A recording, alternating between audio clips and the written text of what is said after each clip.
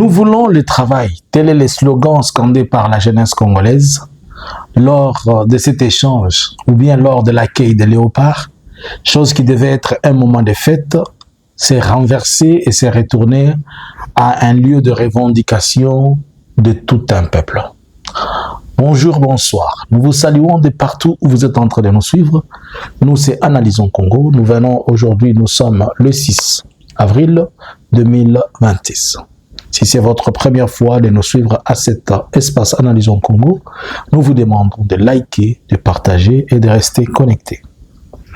Merci à vous tous qui ne cessez de vous abonner sur nos chaînes et toutes notre plateformes, YouTube, Facebook, et notre nouvelle chaîne Analysons Congo ou Eke Swahili, où vous pouvez nous retrouver à la fois sur YouTube et sur TikTok. Hier, le 5, c'était un jour de plaisir, un jour de loisir, un jour où tous les Congolais de la République démocratique du Congo étaient à terre d'attendre. Et qu'est-ce que les Congolais attendaient? C'était l'arrivée triomphale de nos 12, nos 22, sur les 11, le 22 si on peut le dire, joueurs, y compris les staffs techniques, y compris le ministre des Sports Didier Boudimou, qui, à son tour, était en train d'accompagner l'équipe nationale qui sont les Léopards. Arrivés à la République démocratique du Congo, à l'aéroport international de Njili, ils ont été conduits directement juste là où on les attendait, à l'esplanade du Palais du Peuple, où le président s'est retrouvé dans une échange, où on devait accueillir, les remercier et tout ça. Alors, durant cette réception, le président a profité pour faire ses shows, pour chercher à animer, à gagner la sympathie, puisque vous savez que ça fait un temps qu'ils sont dans leur stratégie de pouvoir chercher à changer, pas à changer, nous savons déjà, ils veulent changer la constitution, ils ont déjà une copie, mais ils veulent convaincre le peuple par rapport à ça. Et vous avez vu des slogans, Ti na troisième mandat. Et ils ont profité avec le troubadour et la situation comme elle était houleuse. Certaines personnes de l'IDPS qui étaient dans la foule, ils ont commencé à scander « Nous te donnons le troisième mandat, nous te donnons le troisième mandat ». Comme qui dirais-je, la constitution congolaise prévoit un troisième mandat. Bon. Et le président qui se met maintenant en valeur et il commence à parler à la foule, en leur disant je vous ai donné, il promet, il dit deux choses qu'il va donner aux joueurs. Que chacun de vous qui est ici, devant une foule de milliers, on peut estimer à plus de 100 000 personnes qui étaient là, ou bien 300 000, que tous les joueurs qui sont ici, il fait la promesse de leur donner chacun. Pas la promesse, il dit Azananda Kunaye, Azanamutu Kanaye. Il dit chacun qui est ici a déjà sa maison avec sa voiture. Là, il parle deux joueurs qui sont là. Et un cadeau présidentiel.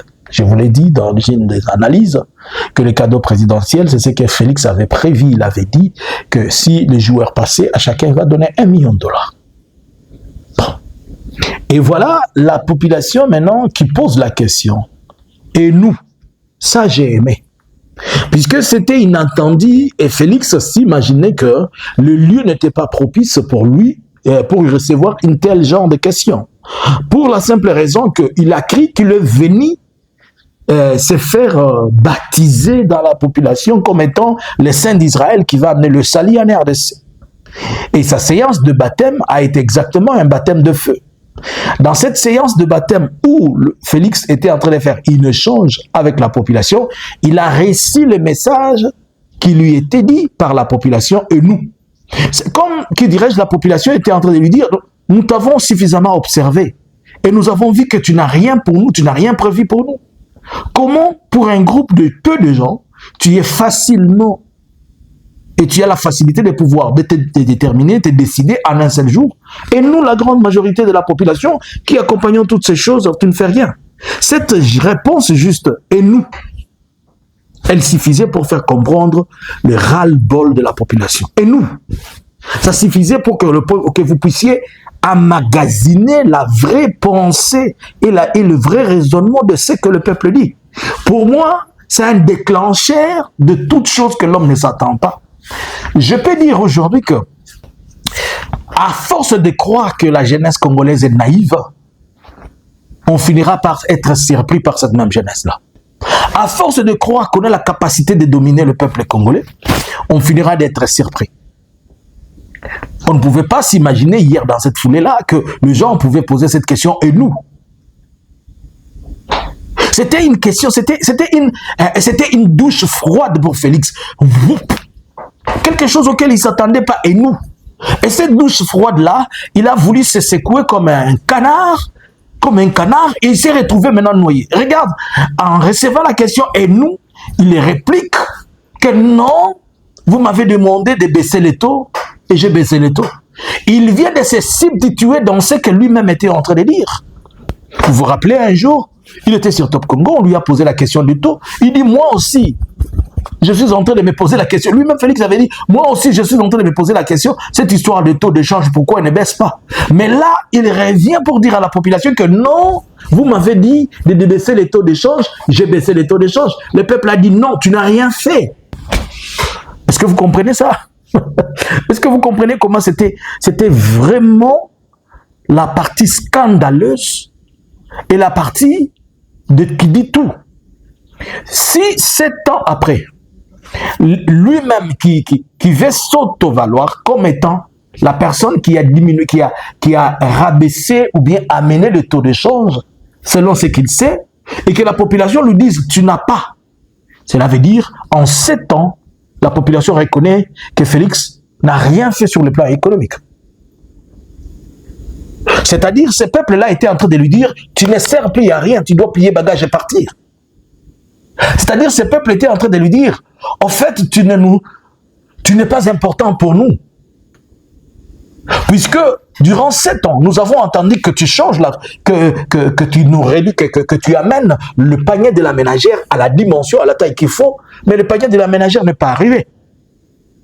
Et nous, la question, elle est sortie de quelque part dans l'esprit du peuple congolais, lui poser la question, et nous?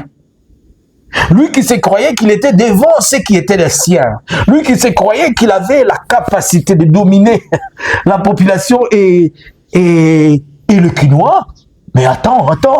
Je dirais bravo à la jeunesse congolaise, moi. Moi, je dirais vraiment bravo à cette population quinoise. Je dirais, si vous le faites 4 fois comme ça, le Messie aura chaud. Et nous? Il pensait qu'il est venu que l'on chante pour lui Djalelo, Djalelo. Mais les gens lui ont dit et nous. Vous savez qu'en RDC, pour l'instant, il y a un nouveau, un boulot nouveau qui est né, quoi. Si vous ne le savez pas, je vais vous dire, les Djalelo. Les Djalelolismes, comme on l'a dit, c'est les ismes du Djalelo. C'est le système de Djalelo. Les Djalelo qui veut dire les chants de gloire à la personne. Et vous avez compris que Félix a fait tout pour enfermer la jeunesse congolaise dans les Djalelo.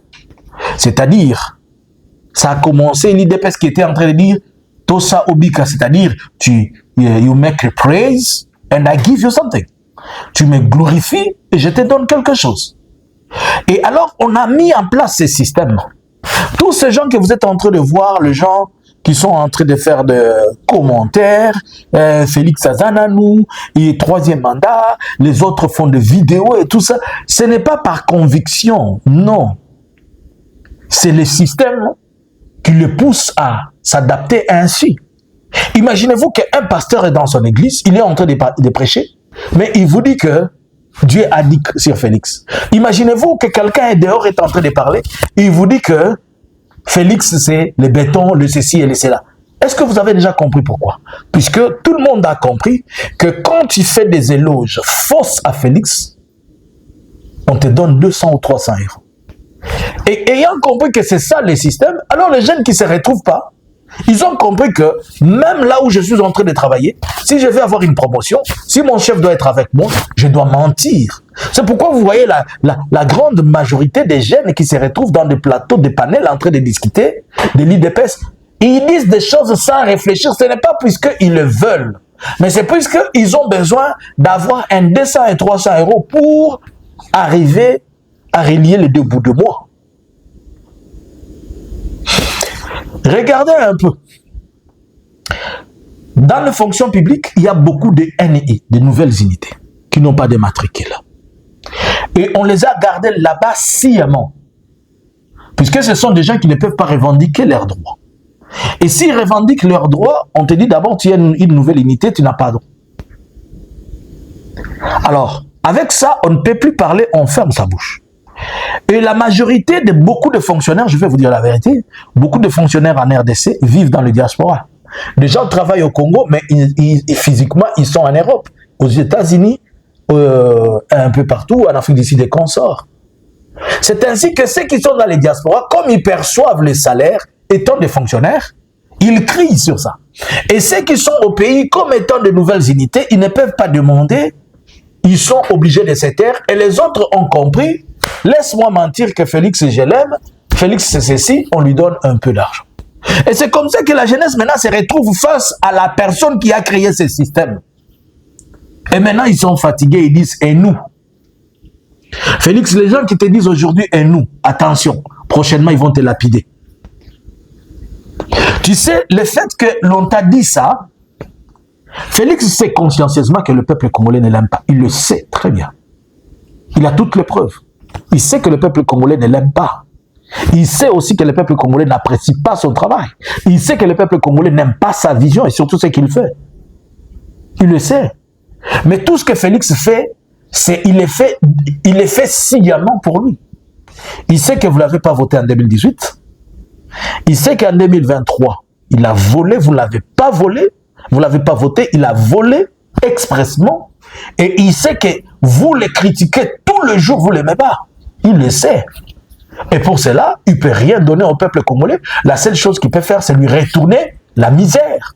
C'est pourquoi il ne peut pas s'empêcher d'aller aux États-Unis et dire qu'il va prendre tous les refoulés, les rejetés des États-Unis, des gens qui sont des buveurs de marijuana, des drogués, des dépassés et tout ça, il va les amener en RDC. Mais si vous lui posez la question, où est-ce qu'il va les déposer jusqu'aujourd'hui? Il ne sait pas où il va les déposer et combien vont-ils être. J'espère qu'on ne va pas les amener dans l'espace swahiliphone. Je suis en train de les dire tous les jours. J'espère qu'il va trouver quelque chose vers le bas Congo, il va trouver quelque chose vers les Kasaï. Et si vous ne voulez pas poser cette question maintenant, quand la question va arriver, ça sera trop tard pour vous. On va les amener où? Chez les coutumiers là avec qui il va dire qu'il va créer des terres. Et la jeunesse maintenant ne se retrouve pas. La jeunesse lui pose la question, et nous? Il dit, j'ai descendu les taux. Comment tu te substitues à celui tu te substitues au ministre des Finances, au gouverneur de la banque, comme si c'était toi qui descendais et qui montais les taux. Donc, tu nous dis que si les choses ne marchent pas bien, c'est toi qui le fais. Puisque tu as la capacité de descendre les taux. C'est que tu as aussi la capacité de stabiliser la vie. Et tu ne la stabilises pas, donc tu le fais expressement. Il continue et la population lui dit, non, non, nous on veut quoi? Du travail. C'était le chaos debout. Quand on lui demande du travail, le Messie a commencé à balbutier. Vous savez, il a amené une ribambelle d'explications des choses qui ne tiennent pas. Pour la simple raison qu'il a été coincé dans des choses qu'il a promis. Il a promis du travail, a donné 6 millions de boulots. Où en sommes-nous? Il n'y a rien. Il a promis que dans les choses au Katanga, il les a encore giflés, il a giflé la jeunesse disant que non, il n'y a pas beaucoup de jeunes espèrent qu'ils vont trouver du boulot. L'État n'a pas de boulot pour vous. Et aujourd'hui, maintenant, il se retrouve devant cette jeunesse qui lui demande où est le travail que tu nous avais promis? Où est le travail que tu nous avais promis? Le monsieur n'a plus de travail. Pas il n'a plus, il n'a pas. C'est puisque depuis 7 ans que Félix est là, il n'a aucun mécanisme mis en place pour créer de l'emploi, pour faciliter et surtout pour aider la jeunesse désœuvrée qui est dans la rue. Et la seule chose que Félix se trouve à dire, que nous sommes en train d'attendre. Il y a un programme, un projet. C'est comme si le monsieur nous ramène encore. Donc aujourd'hui, tout l'espoir de la RDC est basé sur Donald Trump. Un pays hypothéqué politiquement, économiquement, socialement, et même sur le plan de la vision. En réalité, aujourd'hui, on n'a pas de président. Selon vous, pensez-vous que la jeunesse congolaise, elle réveille sa pensée et sa mémoire? Pensez-vous que maintenant ces jeunes se retrouvent et réalisent que non, nous étions pendant longtemps qui dit bah là. Puisque ce messieurs, ces 2 mandats sont en train de finir là. Il n'a engagé personne, il n'a rien fait pour personne.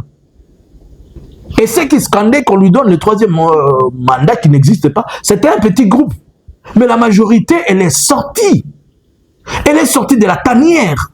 Elle est sortie de là où il ne s'imaginait pas. Et le scandale que le Messie a fait, c'est quand il autorise que la population congolaise commence à taper la police congolaise. Comment? Le peuple lui dit, les policiers sont en train de nous arrêter puisque nous avons des problèmes, nous avons des chevelures et tout ça. Une question sécuritaire, au lieu de dire comme une autorité, j'en prends bonne note, on va discuter. Il tourne, il dit, si un policier vous arrête, il neutralise sa force. La police qui est l'instrument, un instrument pour réguler, si je peux dire, la sécurité. C'est maintenant, il la laisse en pâture. Donc demain, si vous voyez un militaire tirer sur un civil, et que les civils prennent la machette pour tirer, c'est Félix qui vient d'activer la mutinerie entre civils et policiers. Selon vous, la jeunesse congolaise a-t-elle retrouvé sa place? Va-t-elle nous surprendre un jour ou comment? À vous les claviers. Bonjour, bonsoir. Analysins Congo subscribers.